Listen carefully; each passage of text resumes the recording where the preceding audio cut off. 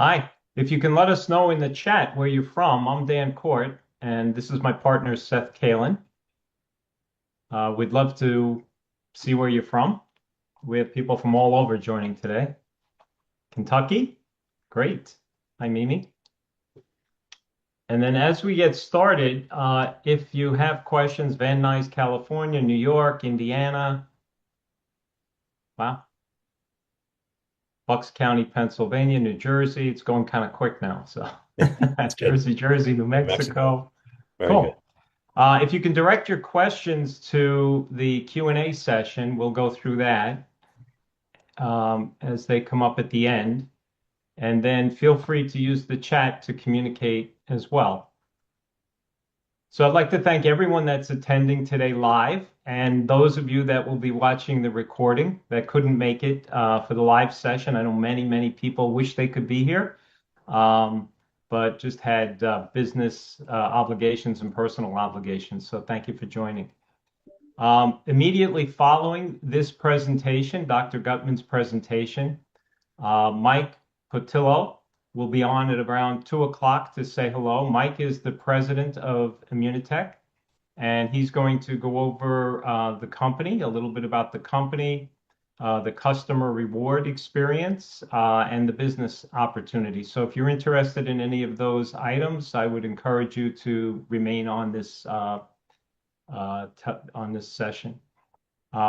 Lastly, everyone that's registered will receive a special gift. We'll explain what it is at the end. Okay, but thank you again for joining. And with that, I'd like to turn it over to my partner of over a decade, Seth Kalin. Thanks, Dan. Appreciate it. And thanks, everybody, for joining. It's my true privilege to introduce Dr. Jimmy Gutman. He's the world's foremost authority on glutathione. So we're in for a real treat today. He's a physician with extensive experience in clinical, academic, and administrative medicine. Dr. Gutman earned his medical degree from the University of Calgary and later served as a chief resident in emergency medicine at Emory University in Atlanta. He also held leadership roles at McGill University in Montreal, including undergraduate director and residency training director for emergency medicine. Throughout his career, Dr. Gutman has served on the boards of several respected medical and academic organizations, including the Canadian Association of Emergency Physicians. He has educated and trained thousands of physicians, residents, and medical students. And for more than 25 years, Dr. Gutman has traveled internationally to educate healthcare practitioners and the public on about glutathione and its role in human health. He has appeared on television, radio, and many digital media platforms around the world. And he's the author of the best-selling medical book, Glutathione, Your Body's Most Powerful Protector, now in its fifth edition and widely recognized as a leading reference on the science of glutathione. Dr. Gutman, we are actually truly honored and genuinely blessed to have you here today. I really appreciate it. Thank you for sharing your experience and knowledge. So with that, I would Thank you, just Seth. let you take over. Appreciate it. Thank you very much for the wonderful introduction. I hope my head is still fitting on the screen over here. And hi, Dan. Yes, yeah, it should be an interesting period of time for the listeners. And you're probably going to find out some things about glutathione that you didn't know or were misled. So, Seth, I'm just going to try to attempt to share my screen. All right, sorry about that. We just got myself a brand new Mac Mini, which is a wonderful new computer, but uh, a lot of adjustments to get this thing going. All right, so thank you very much. Let's get going. And I am the chairman of the Scientific Advisory Board of Immunotec. I've been at this position for 30 years. That's a long time. Worked with a lot of wonderful people in the world of glutathione. So let's just get this thing going. So glutathione is a term mostly reserved for medical practitioners or researchers. This was in the past, but in the last few years, it's broken into the consciousness of the general public, and currently is becoming quite a popular subject and garnering a lot of attention. But the subject is still at the stage where there's a lot of misinformation and misunderstanding about it. Um, the question is why? So you need to ask why. Why is this so? Well, for the average person out there, the major source of nutritional information is probably through social media, Instagram, TikTok, Facebook, and more. Clearly, the people pitching this information are not expert at what they're talking about. And for the ones who claim to be experts, well, I've listened to many of them talking about glutathione, and they are most often getting things really wrong. Also, if you go to websites that are actually promoting a product, well, I don't understand how people can fully trust what they're looking at. You need to do your own homework. Finally, there are those that really have good intentions, but their source of information is based on animal studies or even cell cultures. Now, all of these are all interesting and even necessary, but if you, and I'm sure I'm speaking to quite a few of you who are health professionals, if you as health professional are going to recommend a product to your patients, it really should be based on placebo-controlled, double-blind, randomized clinical trials done on humans, and studies that have been replicated by others. So you actually have to read the studies themselves to ensure that they're well done. So this requires some work, and you need to be using reputable websites like pubmed.gov or someplace similar, a place that gives you access to the original research, not just somebody's interpretation. And that's what I'm going to be presenting today. So, what is glutathione? I know that there are different people at different levels in the audience, from health professionals to the man on the street. So we're gonna cover simple things, and we're also going to cover some more complicated things. When I first started talking about glutathione 30 years ago, very few people have heard about it. This has dramatically changed over the past few years, as I mentioned. I used to say that the word glutathione would soon be used as commonly as a word like antioxidant. This is about to become a reality. Why? Because if you go to PubMed, this is the major resource for most doctors and most researchers to look up original articles. Back when we started working on our product Immunocal, there were a few thousand references. Now there's over 200,000 articles available, original articles, clinical studies done on on this topic that you could find in PubMed. So this is truly a huge volume of information that's making it into the general public's hands now. So, what is glutathione biochemically? Well, it's what we call a tripeptide. It's a little peptide. It's made up of three amino acids: glutamate, glycine, and cysteine. The reason why the cysteine is in red is because glutamate and glycine are very easy to get from your everyday nutrition, from your everyday diet, but cysteine is much rarer, and it turns out to be the limiting factor for your cell's ability to make glutathione. Now, glutathione appears naturally, and it appears in every single cell of your body. All of our cells have glutathione in them. And not just human cells, in animals, in birds, in reptiles, in fish, in plants. Glutathione appears in the cells of every living organism on Earth. And we've known about glutathione. It was discovered almost 150 years ago, and it was described as essential to life because it seemed to appear in every type of cell examined. Now, for the doctors out there, I would love to talk about all the cellular functions of glutathione, and we could talk about 40 or 50 different things that glutathione does inside of your cell, but we're going to simplify it. We're going to use a short acronym, glutathione. What a great idea. These are four things that if you could remember these four things that glutathione does in the cell, then you probably understand 90% of what glutathione does. And the four things: idea, I stands for the immune system, D stands for detoxification, E stands for energy, and A stands for antioxidant. Let's look at these in turn.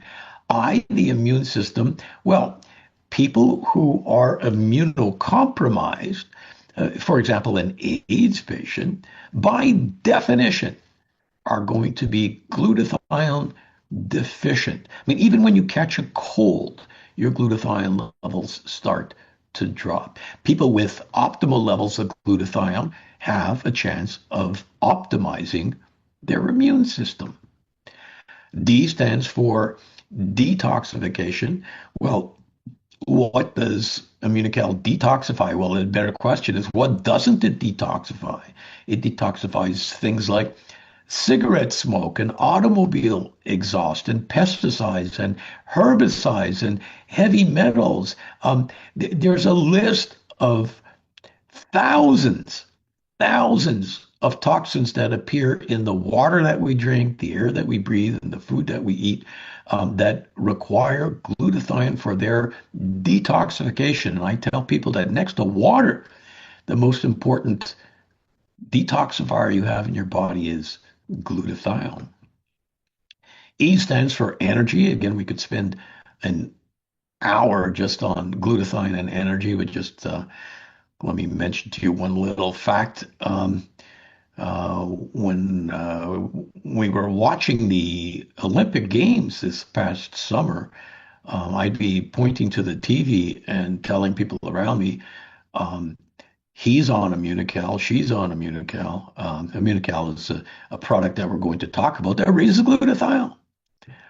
And finally, A for antioxidant. Glutathione is referred to as our master antioxidant. And why use a term like master antioxidant? Because get this, we know probably between 2,000 and 4,000 different antioxidants, depending on how you classify them. All of these antioxidants depend on glutathione for their proper function. Glutathione recycles all of your antioxidants. Glutathione recharges all of your antioxidants. So if you want to get more miles out of your supplements, never mind your supplements, if you want to get more miles out of your fruits and vegetables, you want to make sure that you have optimized your glutathione levels. So if you remember these four things, then most of the other functions of glutathione will fall neatly somewhere into this classification. So the problem is that you and I are losing glutathione daily, not just daily, but minute by minute. There are things that are taxing your glutathione levels. Drugs, well, one drug, in fact, raising somebody's glutathione is the antidote to an acetaminophen overdose. Drugs like Adderall and Tylenol, these can actually be quite deadly. And the way we keep these people alive in emergency departments, we raise their glutathione levels, which is able to detoxify the overdose. Glutathione levels won't be high enough if you're having a poor diet. Glutathione levels drop with injury, with trauma, with burns. Glutathione levels drop with stress. It's an interesting article I read the other month where they measured glutathione levels in people that practiced TM, transcendental meditation, versus the average person. Transcendental meditation relieves stress, and these people had higher glutathione levels than the average person. Very interesting. Infection. Well, any major infection is going to severely tap your glutathione levels, and the lower your glutathione levels go, the harder it's going to be to beat the infection. And there are literally thousands and thousands of articles that look at glutathione and different infectious diseases. Pollution. If you're, whoops, if you're living in a place like New York City or Los Angeles or pretty much anywhere, pollution is going to make demands on your glutathione levels like crazy. The aging process, the older you get, the lower your glutathione levels become. So this is one disease that I hope you all suffer from for a long time, but you do lose about 10% of glutathione every decade of life. Radiation going lying down in the sun will tap into your glutathione levels. So it becomes clear that in 2026, reestablishing your glutathione levels is really critical. You don't need to be a sick person to do that. And certainly, sick people will be the audience that we attract primarily, and they have the greatest vested interest in replenishing their glutathione levels. But even the healthy person who doesn't want to succumb to the aging process, infectious diseases that are out there all the time, environmental pollution, and on and on. You want to keep glutathione levels up. So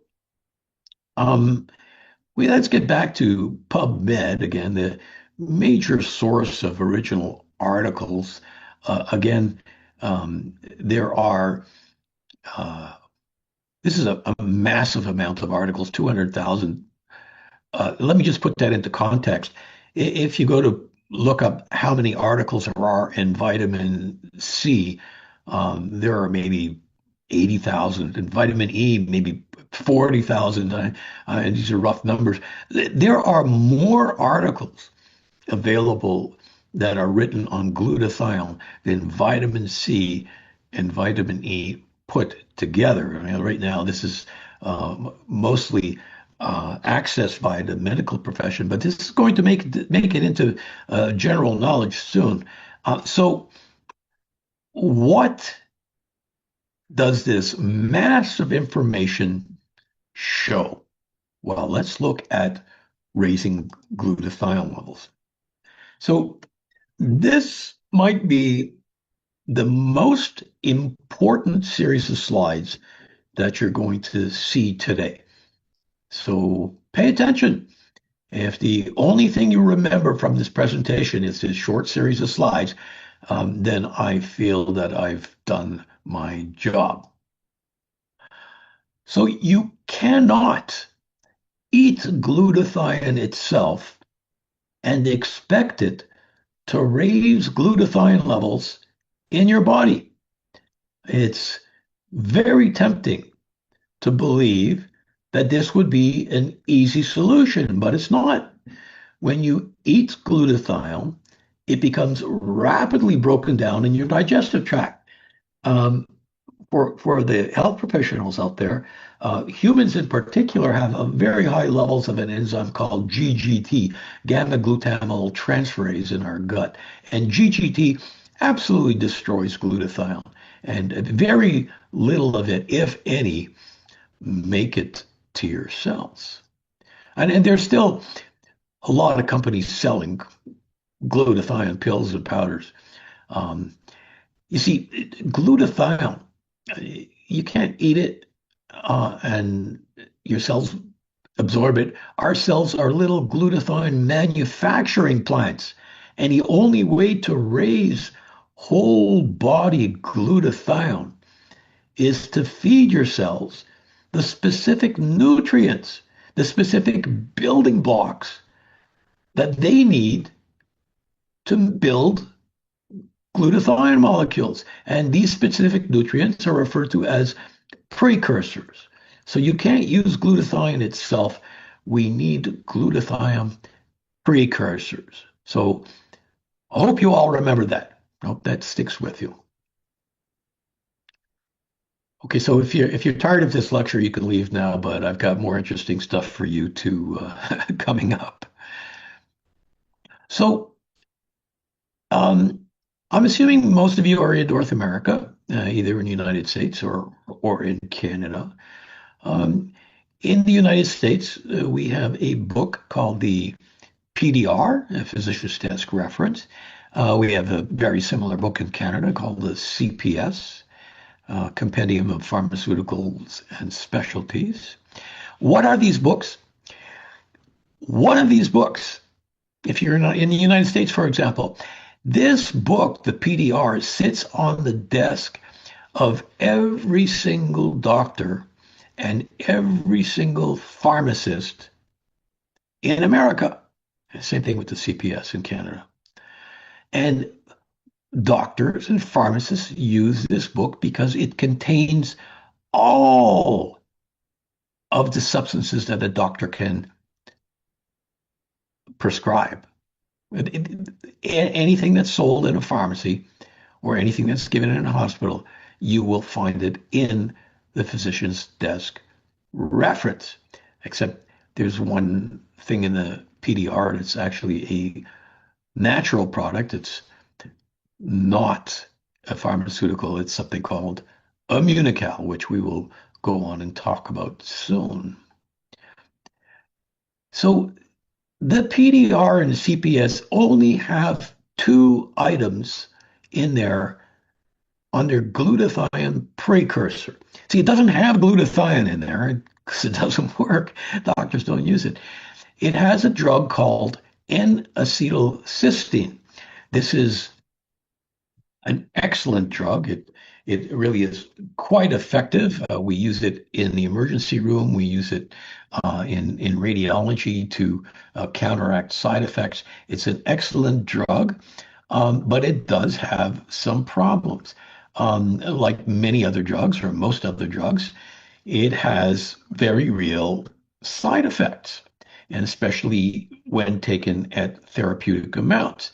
The side effects are mostly gastrointestinal and nausea, vomiting, cramps, etc. And it has a, a term called a half-life. It has a short half-life. In other words, if you take in acetylcysteine, half of it will be gone within 3 or 4 hours. So it needs to be taken if you want to maintain glutathione levels. It needs to be taken 3 or 4 times a day. And if you felt sick the first time you took it, you'll feel 4 times as sick the fourth time you take it. And after a couple of weeks of N-acetylcysteine, the effects wear off because you enter a state called hypercystinemia, which is a pro-oxidant state, which is exactly what you don't want. And finally, N-acetylcysteine has absolutely zero nutritional value. It's just there to raise glutathione levels. And then there's another product called Immunocal, which is the topic of today's discussion, really. It's an undenatured whey protein isolate, and it is been the subject of research for 50 years now. And we'll look at some of the studies a little bit later on. And what Immunocal is, it's a all natural source of glutathione precursors that show up in that book that sits on your doctor's desk. And if you're a doctor and you haven't come across it, please next time you're at your desk or or even the PDR is available on your um, cell phone. Just you can get an app, look up Immunocal in the PDR, and you'll be quite amazed. So not only is it a source of natural glutathione precursors, which doesn't really has a minuscule amount of potential side effects, it's also um, the world's best source of protein according to a measurement that we use for proteins called biological value, a BV. A BV is a measurement of how important the protein is to your metabolism. And Immunocal is actually higher than any other edible protein. So just on a nutritional basis, it's a superior product. So let's just look at some other products out there that supposed to raise glutathione's, and there are many, many products out there. Most of the products are oral forms of glutathione that you eat, and there are variations of it, and they go by different names. But remember, there are over 200,000 articles freely available on glutathione.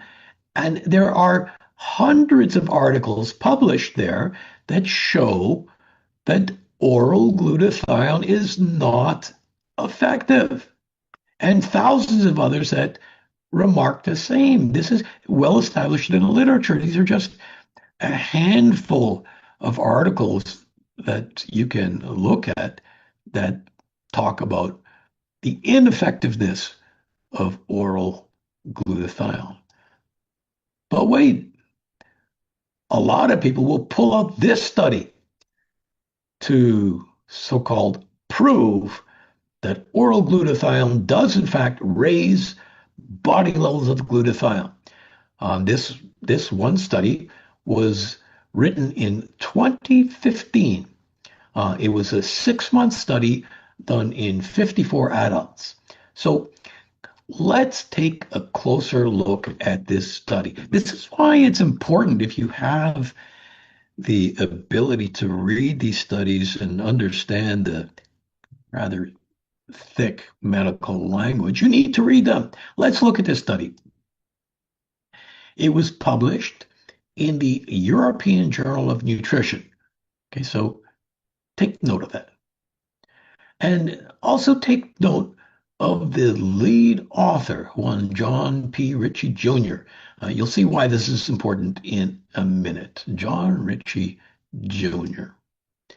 Another thing that you need to pay attention to is when you're reading a study, is that the study was funded by the largest manufacturer of glutathione supplements, a company called Kyowa Bio Company. They make the very popular brand called Cetria glutathione. This is huge. It's a huge, huge seller across the world.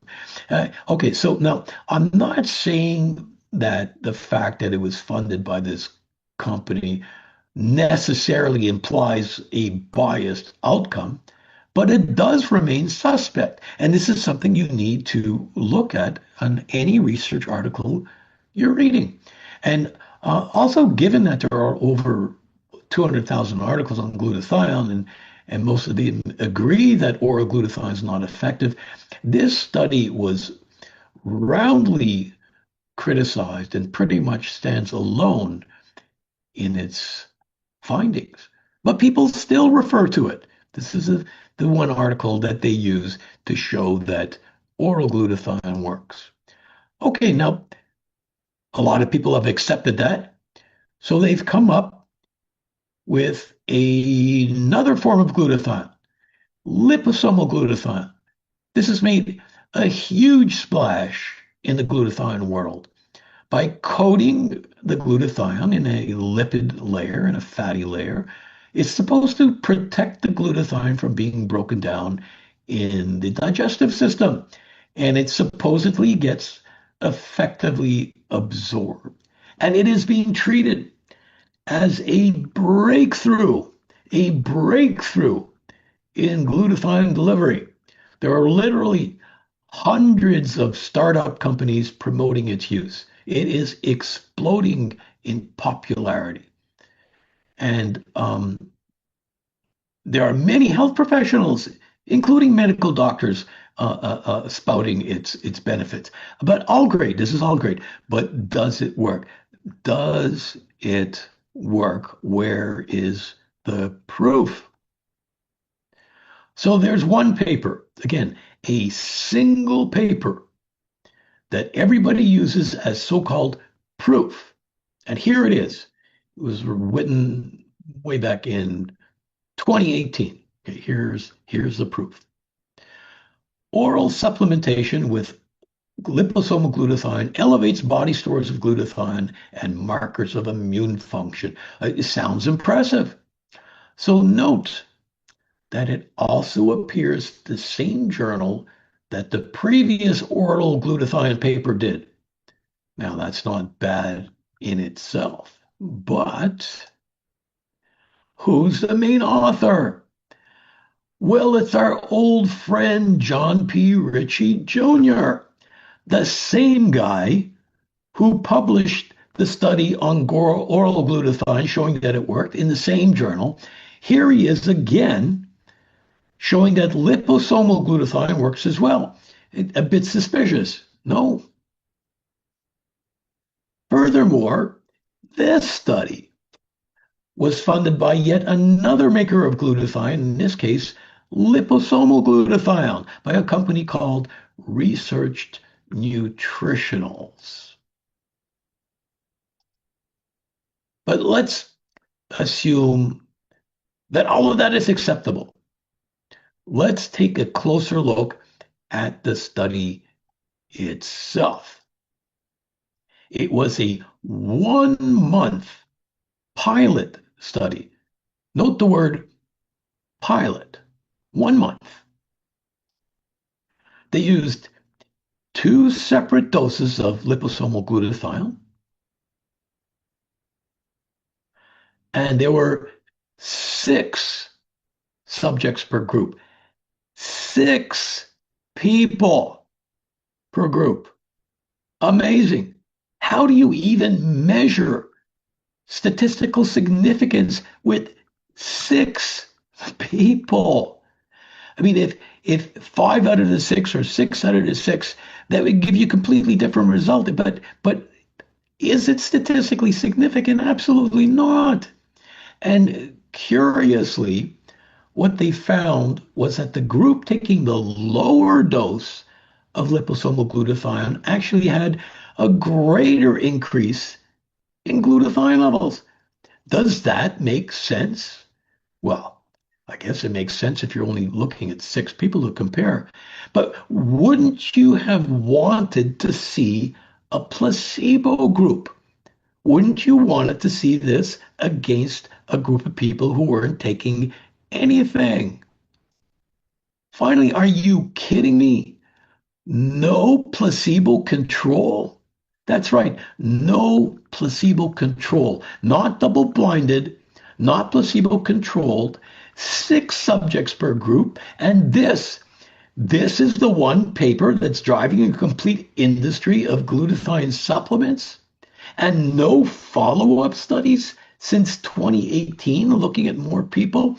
I'm sorry, that makes me crazy. I wish doctors would actually read the research behind the product. Any responsible physician needs to base his or her decisions on the double-blind, placebo-controlled, randomized human studies, and preferably on multiple studies. I'm sorry. Okay, what about IV or intravenous glutathione? This is becoming increasingly offered by many clinics. Well, intravenous glutathione does work, and it's undergone enough studies. But besides the risks and inconvenience associated with intravenous medications, there's something else that you need to know about. The half-life, remember we talked about half-life? The half-life of intravenous glutathione is incredibly short. The study on the upper left side of your screen used very high doses of intravenous glutathione. Half-life, 14 minutes. The study on the lower left used a lower dose. Half-life, 1.6 minutes. For the intravenous glutathione product on the right, the company states a half-life of 10 minutes. And this is uh, the intravenous glutathione used by most clinics. So if you're interested in, let's say, a quick detox, this may be useful. But if you're interested in a chronic disease, pretty much an exercise in frustration. Let me show you an interesting video. Let's see if this will work. Yes. Here's a video of a patient being wheeled into his doctor's office with Parkinson's disease. He was wheelchair bound, and when he did try to walk, it was with that typical slow and unstable shuffling gait. The man receives intravenous glutathione, and a few minutes later, he gets out of his chair and he walks almost normally down the hall. Look at him. The problem is that by the time he gets home, he's back in the wheelchair. Okay. So intravenous glutathione, really short-lived results. What about glutathione patches? Some of them don't even have glutathione in the patch. They supposedly stimulate certain chakra points in your body to stimulate glutathione production. And the ones that do have glutathione in them, well, they may possibly raise glutathione in on the skin directly under the patch, but not deeper. The skin's a very tough layer. Oral, cutaneous or topical glutathione just does not get into your bloodstream. Some of these patches are even available on AliExpress. Inhaled glutathione. Well, small studies have confirmed that glutathione can be directly delivered through a nebulizer. You see that little gizmo there. People have that at home and not just in the hospital. Um, Particularly useful in lung disease, but um, kind of hard to access. And what about glutathione mouthwashes? Absolutely no evidence that these work.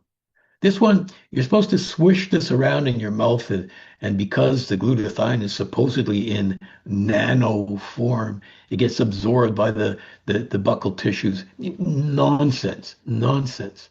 A lot of scientific talk about this, but absolutely zero human evidence.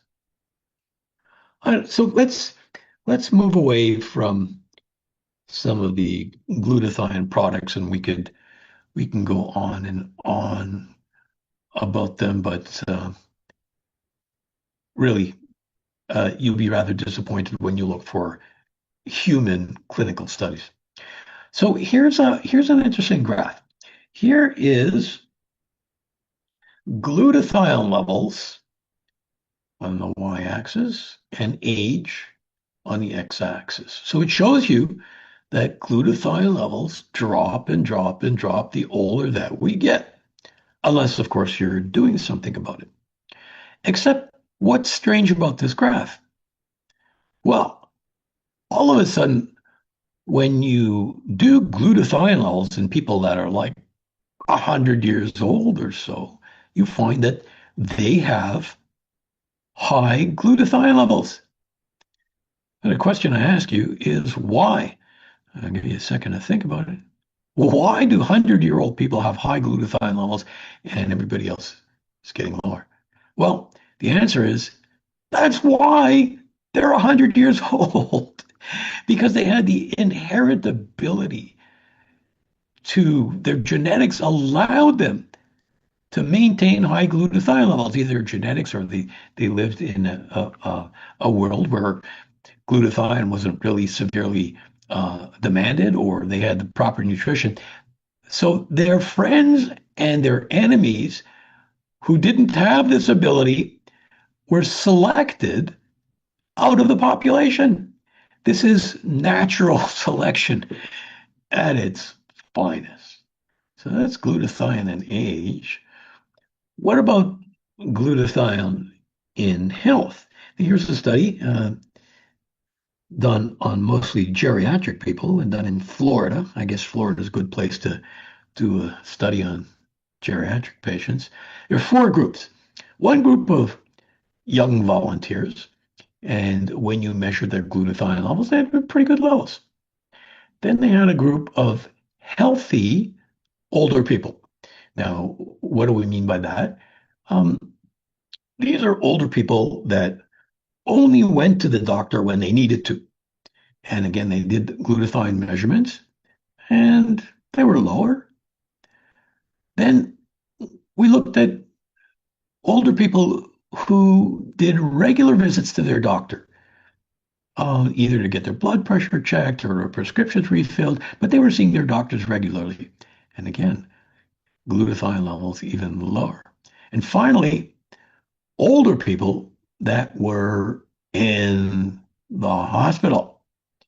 And we see a perfect correlation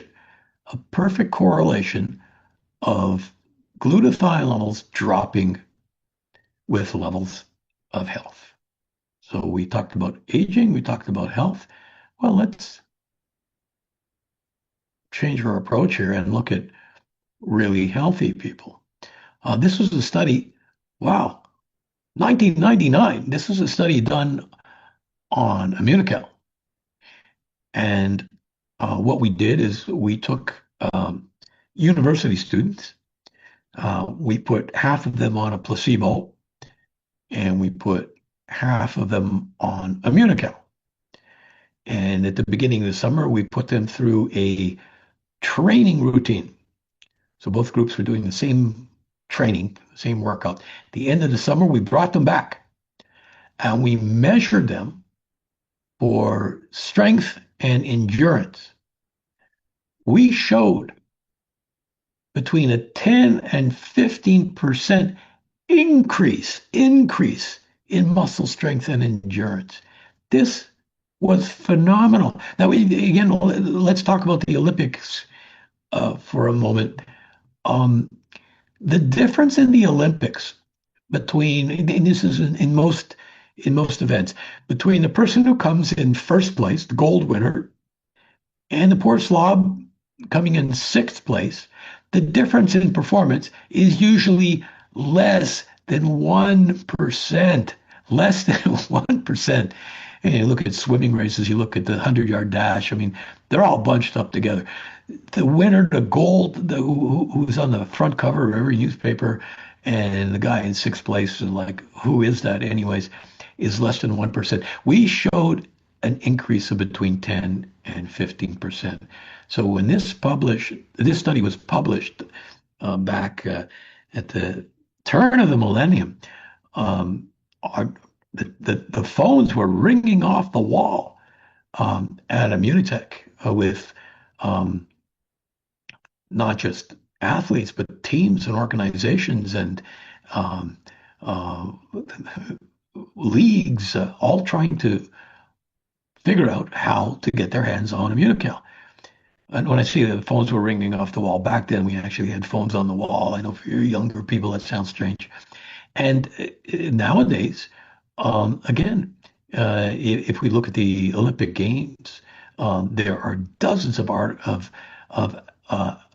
athletes on the American team, the Canadian team, the British team, the Mexican team, the Polish team, and on and on and on.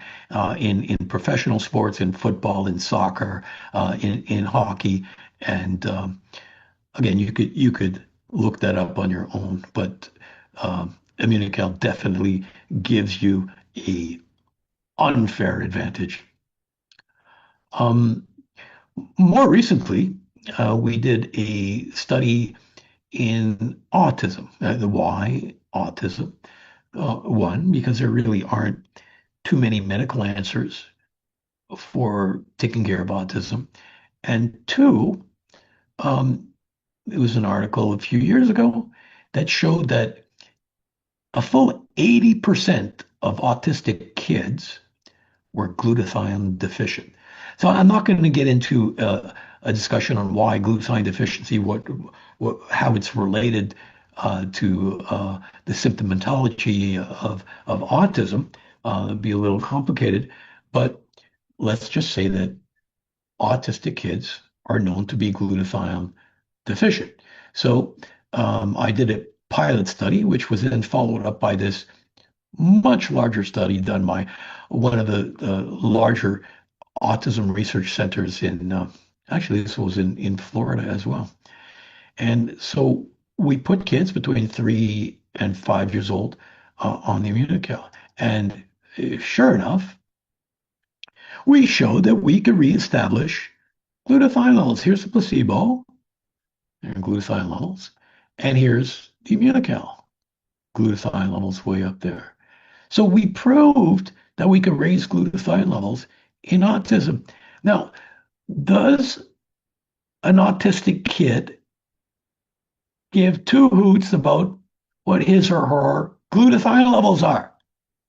Do the parents care that their glutathione levels are reestablished? No, they care.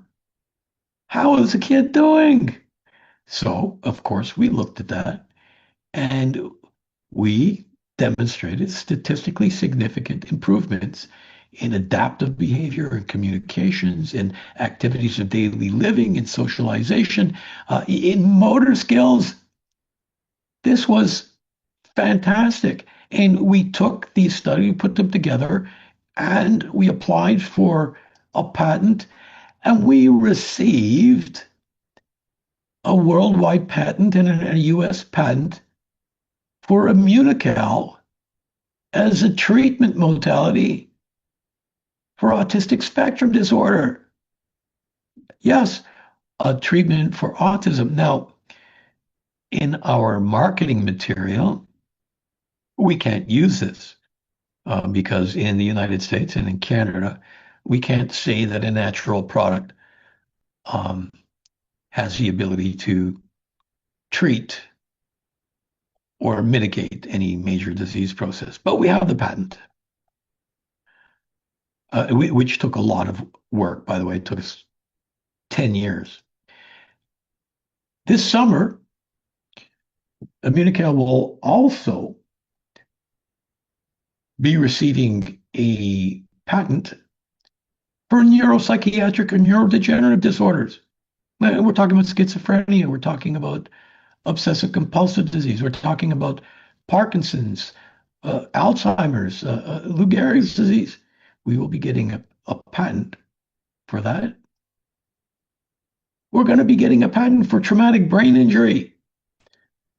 You know, you Americans are really worried about the future of American football because of the brain injuries and the subsequent neurological deficits and psychiatric deficits of football players, but not just football players. This initially, we had an interest from the U.S. military to look at this, but we're also talking about hockey injuries, soccer injuries, MMA, boxing. We're talking about motor vehicle injuries. So this is going to be a powerful patent. Let's look at some of the older patents that we've acquired. Here's a patent for the treatment of AIDS, HIV. We have a patent for the treatment of AIDS. And maybe one day when we have more time, we could talk about our AIDS studies. We have a patent for the treatment of cancer, okay, anti-cancer therapeutic compositions for the prophylaxis or treatment of cancer. Again, we can't use this in our marketing material, but there it is. Let me just show you one of our studies that we did in cancer. So take a look at this. Cysteine-rich protein, that's Immunocal, reverses weight loss Remember, when you see weight loss in a cancer patient, that's a bad sign. And it usually represents a terminal stage in cancer. In lung cancer patients receiving chemotherapy and radiotherapy, um, there's this whole argument out there that says that glutathione is bad in chemotherapy or radiotherapy because it feeds the tumors again. I welcome you to I've done a video and I've written a paper about that, but that's besides the point. So we took terminal lung cancer patients receiving chemo and radiotherapy, and we put them on Immunocal to see if we could stop the weight loss. Not only did we stop the weight loss, these patients put on weight. They regained muscle mass. They regained muscle mass. This is the first intervention using nutrition that was ever been able to demonstrate that. I mean, sure, things like steroid drugs can work, but this is the first nutritional intervention where cachexia or muscle uh, mass was put back on in cancer patients. And of course, we looked at other things. We looked at quality of life, and we used several different measurements because these are kind of soft measurements. So we looked at 5 different quality of life differences, and all of them we found improvements. These people were less nervous, they were feeling better, they were hungrier, they were less depressed. And so what we showed was an increased tolerance to chemotherapy and radiotherapy. I mean, even that alone is a reason to consider the use of this product. And finally, I guess the question that most of you are wondering, what about survival? Okay, well, let me take these graphs and put them into regular language. Uh, After a year, we went back to visit these people or interview them. About half the people on the placebo group um, had died. Half of them had died. But 80% of the patients treated with Immunocal were still alive. So you can look at these studies. Um, I think that we're going to make available to you um, this book. It's in a PDF. It's available online. These are studies that feature Immunocal, and in this book, it's going to be upgraded soon. There are 92 publications. 92. Now, most other products don't have any. And if they have any human studies, you need to read them because they probably don't work very well. They may have a lot of animal studies or cell culture studies, but 92 publications, including 26 gold standard human trials. By gold standard, I'm talking about, again, randomized, placebo controlled, double blind, statistically relevant studies done in humans. You need to get this publication. And if you're a doctor or a researcher, um, this is extremely impressive. It doesn't exist for other products. And if you're not a researcher or a health professional, get this booklet just for your own interest or show it to your health professional and watch their jaw drop open. So we've looked at many different areas. And this list keeps on growing and growing. So again, if you're looking for a clinically proven, and when I mean clinically proven, I'm saying proven in multiple, not just one, in multiple human studies, then this is the product that you really need to take a close look at. So thank you very much for your attention. Thank you, Dr. Gutman. That was amazing. Uh, Truly such a powerful product. The research behind it. Uh, I'm very grateful for you to be able to share that with everybody here. Please, if you have any questions, direct them towards the Q&A, so that way we can have Dr. Gutman answer them before he leaves. In a few minutes, he is going to leave as the president of Immunotec does join us. So I just want to make sure everybody gets their questions asked before he does leave. But I do have a question here as far as what are the doses for pets and children, like on average?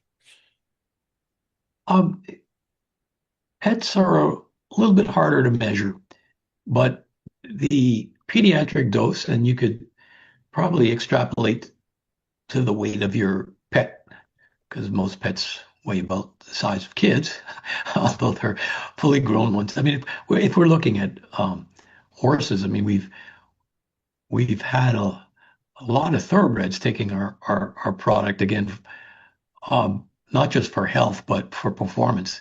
And they were taking 30 or 40 grams, which is 3 or 4 packs a day. But for children, if you have the pen handy, it's zero point 0.5 grams per kilogram. Now, maybe you could translate that into pounds and ounces, but it's zero point 0.5 grams per kilogram. In our autism study, we used zero point 0.5 grams per kilogram, but we probably could have used more. I think our results would have been even better. For the average person, a young person in good health, the maintenance dose, this is the lowest dose, is 1 pouch a day, which is 10 grams. In our studies where we were studying very sick people, people with AIDS, people with cancer, we're using 30 or 40 grams per day, which is 3 or 4 pouches. And it would have been nice to split it up between a morning dose and an evening dose, but again, we're working in a hospital. We're depending on nurses to give them the doses, and to ask a nurse to give something twice a day is obviously twice as hard as once a day. So they were getting their 30 or 40 grams all at once. But you can break up the dose. Now there are people that are taking 4 or 5, 6 packs a day. Well, for some people, like somebody with chronic fatigue, they may feel better with 5 packs than with 4 packs. But after about that much, it's kind of diminishing returns. Okay, thank you. Um, so for the average adult that, may just, have some sleep issues or ones for prophylaxis purposes, what do you recommend for? Well, I'm looking at you guys. I'm not sure how old you are, but I certainly um, need 2 pouches a day because when I said young and healthy, healthy is apparent. Young, medically speaking, we consider the age 45 to be a limit. So if you're older than 45, you should be taking at least 2 pouches. If you have a medical issue, certainly two, probably three, maybe even 4 pouches a day. If you're an athlete, athletes have a much higher demand for protein. Um, an athlete, a young athlete, should be taking at least 2 pouches a day. Great, thank you. Next question was, is there an at-home test or a test to measure glutathione levels? Unfortunately, no. Um, I do have a, a video on that. Um, uh, I welcome you all. I mean, this will be a very, very useful site for your listeners. Uh, Glutathione.org. We look at measuring glutathione levels. You can find glutathione tests online for $30 or $40, but they're really a waste of money. They're highly inaccurate, and you need to ask the question like, what are they looking at? Are they looking at serum glutathione?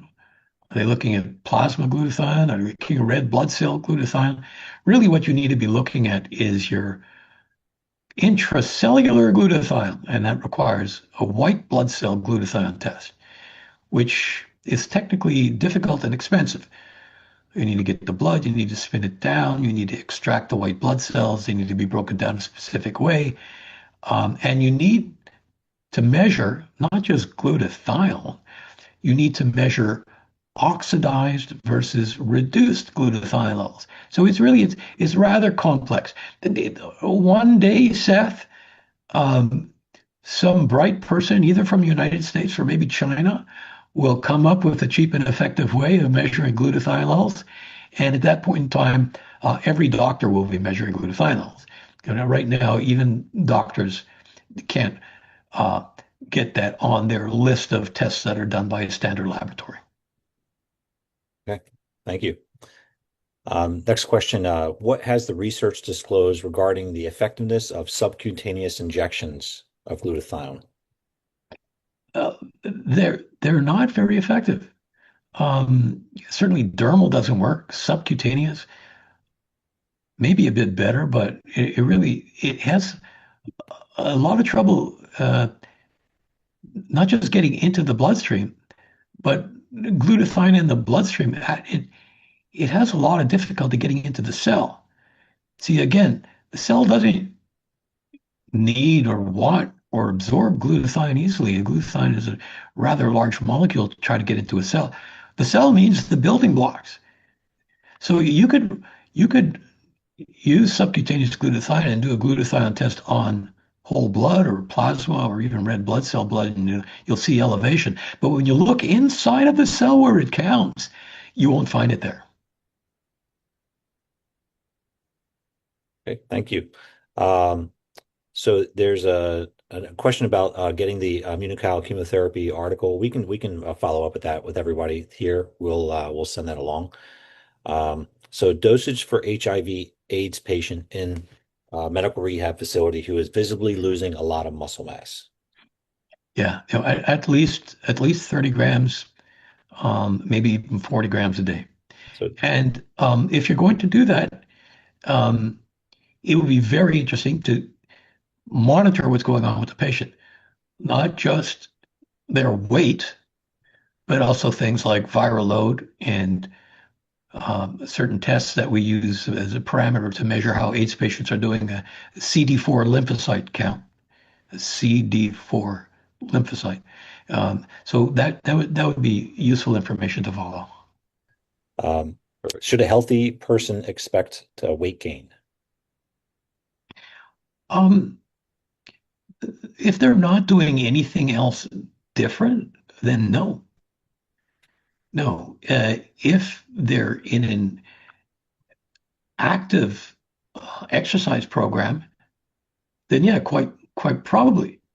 But if they're not going to change their lifestyle, then I wouldn't expect any weight gain. No. In fact, um, there's been reports of people on Immunocal, and some of them are documented in older studies, where there's a shift from fat mass to muscle mass. So you don't actually see a change in your weight on the scale, but if you do body composition tests, like body percentage fat, then you might find it getting lower, the fat content that is, and the muscle content increasing. Perfect. And those scales are readily available for Yes, people to use at home. yes, Yeah. even at home. Yeah. All right. And are there any side effects expected when Immunocal is given in higher doses to an autistic adult who has Lyme disease, like any Herxheimer reaction? Um, so for those of you who don't know what a Herxheimer reaction is, um, think of it as a detoxification reaction. I'll give you an example. Um, I was speaking to um, a farming community, and the wives of the farmers were telling me they put their husbands on 3 pouches of Immunocal right away. Americans, you think if this much is good for you, well, then that much has got to be better for you. They started off with 3 packs, and they reported back to me that their husbands stank. They stank, and they smelled of a pesticide that they had used 3 years earlier. So this was a rather benign way of detoxification was through their sweat. But there are people that report that if they start off with too high a dose, then they will go through a period of headaches or fatigue or just not feeling well. And this might just be a detoxification reaction because we're looking at toxins that are deeply buried into your cells and all of a sudden they're released and they got to go somewhere.